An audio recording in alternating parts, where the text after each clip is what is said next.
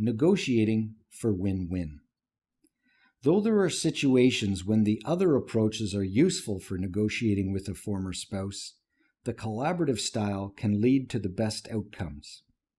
As stated before, the collaborative style focuses on a win-win outcome and allows for creative solutions. The classic example that illustrates this message is the orange example. Imagine Bob and Susie. They both want an orange, but they only have one between them. The compromising method would split the orange in half, so each receives an equal share. The collaborative method would dig a bit deeper to find out what their underlying interests are. Bob really wants the orange peel for his baking, and Susie just wants to eat the orange flesh. So, a collaborative solution would be to give the orange peel to Bob and the flesh to Susie. This way, they are both satisfied and you have a win-win solution. Of course, not all situations in life are so simple, but the collaborative method leads toward an arrangement where both parties are satisfied. 3 keys to collaborative negotiations. 1. Understand your goals. The first step is for you to figure out what you want and what range of possible solutions might be acceptable to you. Classify your negotiation goals according to this formula. A. Aspire to. What do you hope for? What is the best possible outcome? C. Content with. Where is the middle ground? What would you say is not good, but not bad? L. Live with. What is the minimum acceptable solution? What's your bottom line?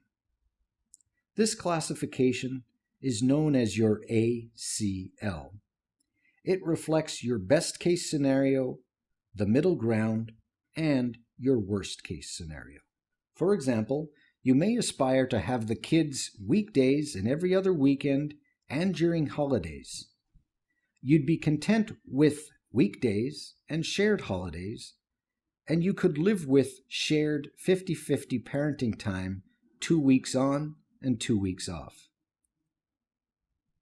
It is important to understand and categorize your goals before negotiating. This will allow you to get a better understanding of your own limits. It will help you have a framework for establishing win-win solutions for both sides. Knowing your goals before you start negotiating also helps you avoid bad agreements. It helps you create good agreements that will last longer and work better for both of you. 2. Understand positions and interests. There are 2 ways to negotiate: position-based or interest-based negotiation. Position negotiating tends to be rigid and adversarial.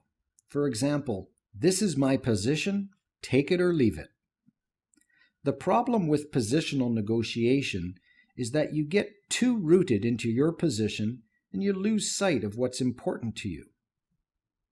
Interest-based negotiation tends to be much more creative and flexible.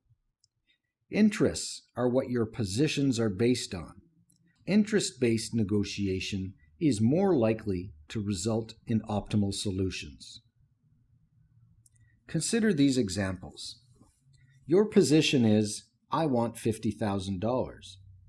But your interest is, I want to be financially independent and I want the work I put into the family to be recognized.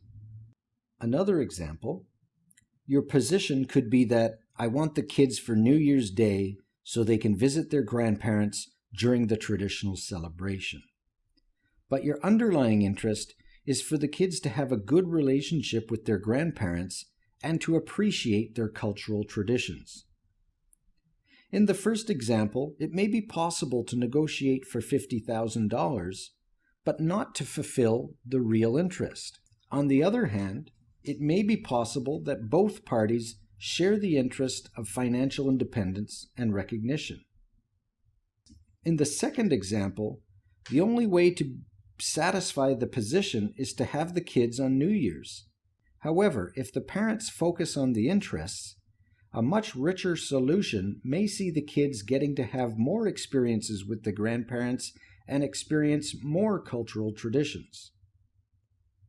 Interest-based negotiation allows people to gain a better understanding of what's important. It helps them to create agreements that reflect those interests.